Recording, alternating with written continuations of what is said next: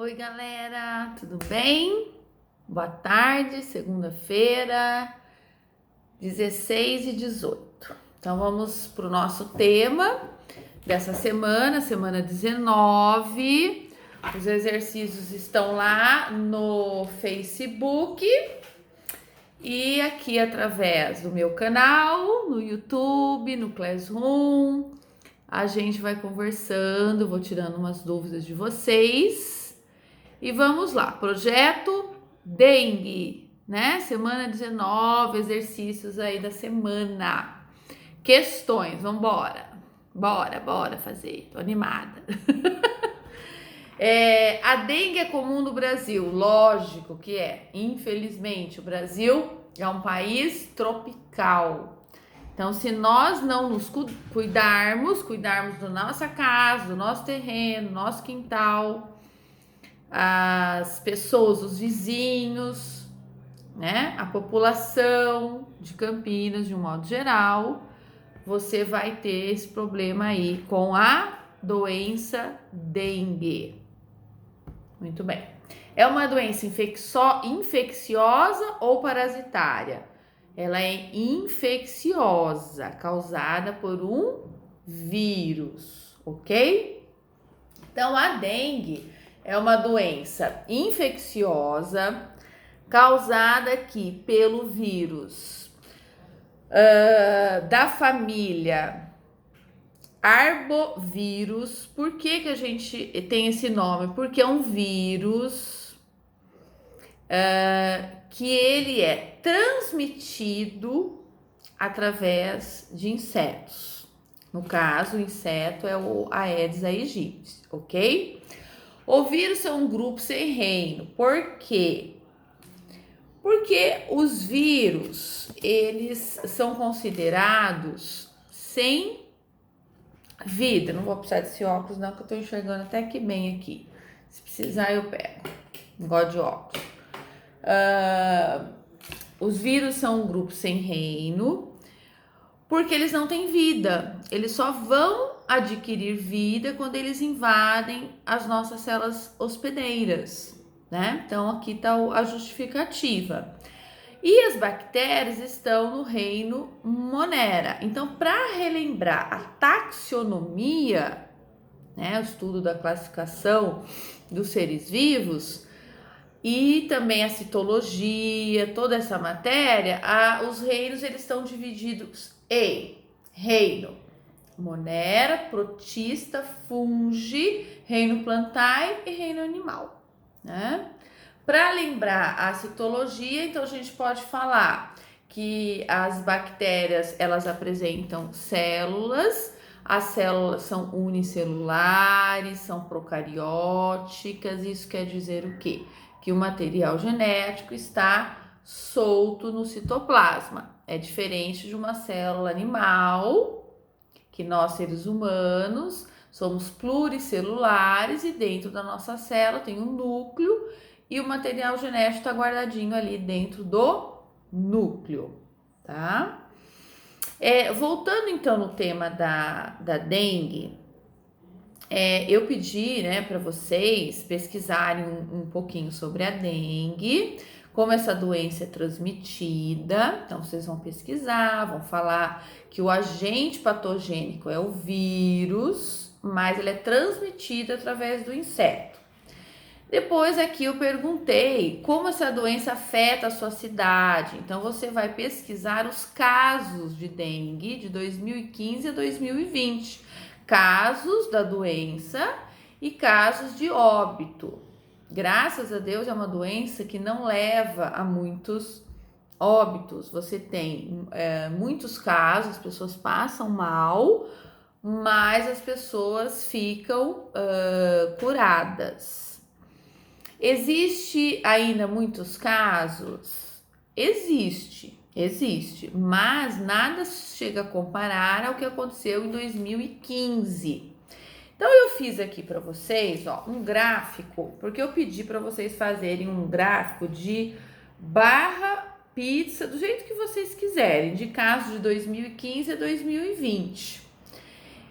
Então, pesquisando, né, o que foi descoberto? Que em 2015 a gente teve uma epidemia muito severa aqui na nossa região. Foram 65 mil casos. Em 2016, teve uma campanha de 2015 para 2016 muito grande relacionada a essa doença e caiu para 3.388 casos. 2017, só 100 casos. 2018, 300 casos sem óbito. 2019, 25 mil casos, com 5 mortes. E em 2020, 3.456 casos de dengue. No nosso ano agora, 2020, tá bom? Então, percebam que quando eu imagino aqui por esses dados que não há prevenção, os cuidados, para não deixar a água parada, para o mosquito, o Aedes aegypti, se reproduzir, tá? Quando não há campanha, as pessoas não têm essa consciência, os casos aumentam e a gente teve em 2019, ano passado, 25 mil registros de casos de dengue, ok? E agora abaixou novamente, graças a Deus, para 3.400. Então é assim, é muito. Eu fiquei também assustada de ver os números, né? No momento 65 mil, daqui a pouco 100, só 100, não é 100 mil, 100 casos. Então a gente pode fazer um gráfico. Eu fiz o meu assim de barras, né? Colocando aqui o número de casos. Como tem o registro de 100 casos, a gente tem que começar com 100. Então, vocês podem fazer 100, aí teve um de 300, né? Que foi em 2018. Então, a gente pode fazer 100, 300, 500. Aí, depois você aumenta o espaço. Ó, você pode aumentar o espaço e vai para 1.000, tá? Você pode ir para 1.000, teve 1.000? 1.000 não, mas teve 3.400 que é agora. Então, aumenta, vai para 1.000. Aí você faz 1.000, 2.000, 3.000. Uma ideia. Eu não fiz assim, né? O meu tá, ó. Eu fiz 100, aí eu coloquei 1.000, 3.000, aí já saltei para 10.000, 30.000 e 65 mil, tá bom? Aí eu fiz as barras, ó. Então aqui a gente tem uma super barra em 2015 que vai até 65 mil. Vocês podem espaçar mais aqui, tá? O meu ficou, não ficou assim um gráfico, né? Aqui certinho, né? Na questão da escala, não ficou certinho.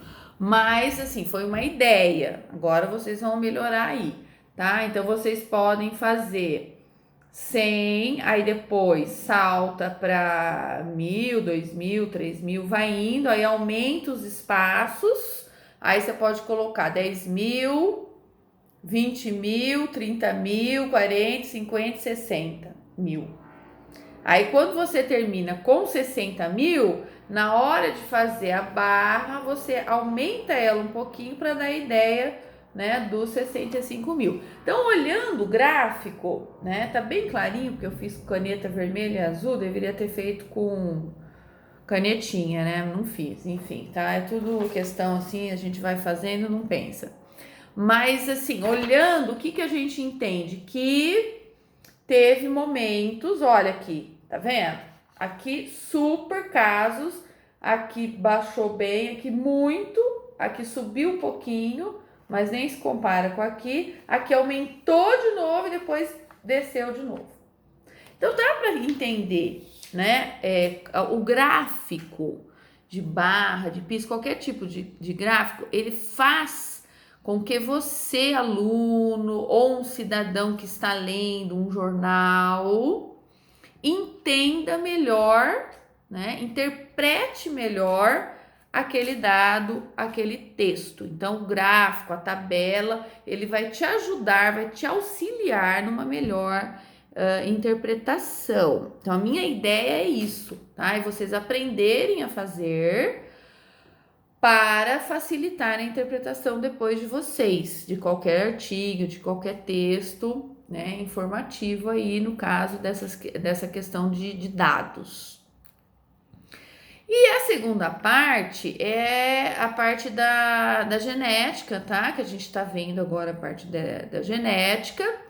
E tem a questão aqui, ó. Uma mulher de olhos castanhos, heterozigota, casa-se com um homem de olhos claros. Faça o cruzamento e diga como serão os descendentes. Então, como vocês farão esses cruzamentos? Rapidinho nós vamos fazer aqui, então. Vou ajudar vocês na questão, na parte 2, na questão de genética. Então, vamos lá. Uma mulher de olhos castanhos, heterozigota. A mulher, quando ela tem olhos escuros, ela vai ser azão, homozigota ou azão, heterozigota. Então, no caso, você faz assim, ó, azão, a mulher e azinho, o homem que tem olhos claros. Se ele não tem olho escuro, ele tem olho claro, ele não tem o gene azão. Quando você tem o gene azão é dominante, então você vai ter olhos escuros. Na hora de fazer o cruzamento, você faz aquele quadradinho que eu sempre ensino para vocês, 2 traços na vertical e 2 na horizontal. Então fica um quadradinho assim, tá? Com 9 espaços, certo? Aí aqui vocês vão colocar os genes da mulher e do homem. Então você pode colocar os símbolos femininos e masculinos, o espelho na genética para menino, o escudo para menino, e aí você faz o cruzamento, tá? Então vai ficar azão, azinho a mulher, azinho, o homem. Então na hora de cruzar, fica azão, azinho, você vai colocar aqui, azão, azinho aqui, azinho aqui, azinho aqui. No caso vai ficar 50% de chance de nascer de olhos claros e 50% de nascer de olhos escuros. Lembrando que a gente sempre divide os genes por conta da meiose. Então, se a mulher produz 100% dos seus óvulos, 50% vai ser o cromossomo. Vai ter o gene azão, 50% o gene azinho dos óvulos. E os espermatozoides masculinos, todos serão com o gene recessivo. Então, se coincidir desse óvulo for fecundado por esse espermatozoide, aí vai nascer uma criança azão, azinho, olhos escuros, tá bom? Espero que vocês tenham entendido. No caso do exercício 2, é o exercício do albino. Um homem albino e uma mulher normal, homozigota, poderão ter filhos albinos? Faça o cruzamento. Então, o homem albino, ele tem o gene azinho, é um homem albino, fiz aqui dentro do escudo. E a mulher, ela é normal, homozigota. Homozigota, ela é normal, ela tem o gene azão, portanto, e homozigota são genes iguais. Então, ela é azão. Então, ficou exatamente assim, tá? Então, o gráfico eu fiz para vocês aqui, tá vendo? De caneta, né? De caneta, e não fiz canetão. Canetão é muito melhor, dá para enxergar melhor. Mas, galera, é assim, eu estou passando essas dicas todas para vocês conseguirem fazer melhor os exercícios. Vocês vão pesquisar, né? Vão imaginar que vocês, toda semana, vocês teriam 2 aulas de biologia por semana. São 50 minutos. Então, qual é o objetivo? Nesse tempo, né, das aulas, das 2 aulas de biologia, né, vocês sentarem e se dedicar a questões, pesquisando, fazendo. Então, lógico que dá tempo de fazer. Vocês têm que ter, assim, força de vontade.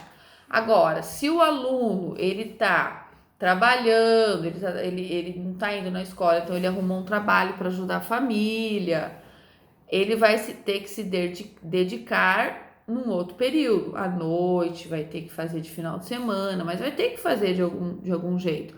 Pensem que vocês não estão na escola, já não fica lá das 7 da manhã a 12h20. Então, tente se esforçar para estar dando conta aí das atividades. Essa semana eu coloquei parte A e parte B.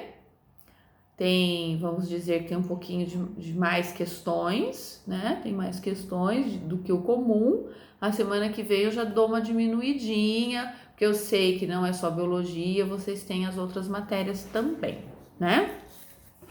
Então, no caso aqui, se fizer o quadradinho, voltando aqui na questão 2, vai ficar azinho, azinho e azão, azão. Toda vez que o homem produz os espermatozoides azinho e cruzar com um óvulo azão, porque a mulher é azão e o homem azinho, no caso o homem que é albino, né? Então, ó, o homem albino, azinho, azinho, e a mulher normal, azão, azão, homozigota. Então, toda vez vai ficar azão, azinho, azão, azinho, azão, azinho, azão, azinho, azão, azinho, azão, azinho, e o último azão, azinho, azão, azinho. Então, ficou 100% de chance de não ter filhos albinos nesse caso. Então, todos os filhos do casal, como a mãe é azão, azão, todos os filhos, ó, serão azão, azinho, 100%, ok? Só que essa criança que nasce azão, azinho, ela não é albina, mas ela tem um gene escondido no albinismo. O azinho tá lá no DNA dela. Então, ela pode depois, no futuro, passar esse gene para um neto, para um bisneto, porque o gene existe ali, só que ele está escondido. O gene recessivo, ele fica escondido. E o gene dominante, como o nome já fala, ele vai dominar e a característica é manifestada através do gene dominante. Teve umas outras questões que eu passei que eu percebi que vocês confundiram genótipo e fenótipo. O que é o genótipo? O genótipo é isso aqui, ó. É o conjunto de genes que a pessoa tem. Então, se a pessoa é azão, azão, azão, azinho, bezão, bezinho, cezão, cezinho. Então, é o conjunto de genes que estão no DNA de cada um, no núcleo de cada célula. Fenótipo é a característica que aquela pessoa vai ter. Então, uma pessoa como eu, de olhos escuros, né? Qual é o fenótipo? Olhos escuros. Qual que é o genótipo? O meu genótipo? Azão, azão, azão, azinho. No meu caso, eu sei que eu sou azão, azinho, porque o meu pai tinha olhos claros, olhos azuis. Então, ele passou no espermatozoide dele um azinho para mim. Só que eu não fiquei com olho azul. Então eu sou azão. Então eu sou azão, azinho. Peguei o azão da minha mãe e o azinho do meu pai. Então eu sei que eu sou azinho, azinho, azão, azinho. O meu marido é azão, azinho, né? Porque a situação dele é igual à minha, olhos escuros, com pai de olho claro. Então o pai também passou o gene azinho para ele. Só que nós dois, azão, azinho, a gente poderia ter 25% de chance de filhos de olhos claros, mas os nossos dois filhos, menino e menina, que vocês já sabem, vocês já conhecem, Fernando e a Júlia, têm olhos escuros, tá? Ambos, então, têm olhos escuros. E como são os olhos escuros? Podem ser tanto azão, azão, porque pega um azão meu, um azão do pai, fica azão, azão. Se pegar um azão meu e o azinho do meu esposo, aí fica azão, azinho. Então, também pode ser homozigoto ou heterozigoto, ok? Façam, então, as questões. Qualquer dúvida, espero vocês todos os dias no Classroom, das 8 às 9. E assim, não tem muito horário, né? Vocês percebem que às vezes eu posto coisas à tarde, hoje eu vou colocar, tô acabando o vídeo, já vou postar no YouTube, posto no Classroom. Então, não tem muito essa assim, vocês podem me procurar, né, a qualquer momento. Eu só não respondo às vezes na mesma hora, às vezes demora, às vezes é no dia seguinte, às vezes demora 2 dias, porque eu não vejo na hora, imediatamente. Mas eu costumo sempre estar olhando durante o dia o Classroom, para eu ver se vocês têm alguma dúvida, se vocês estão me chamando. Eu tô pronta sempre para ajudar, tá bom? Então podem perguntar. É isso. Espero que vocês tenham gostado. Espero ter ajudado vocês. Em breve a gente se vê. Valeu!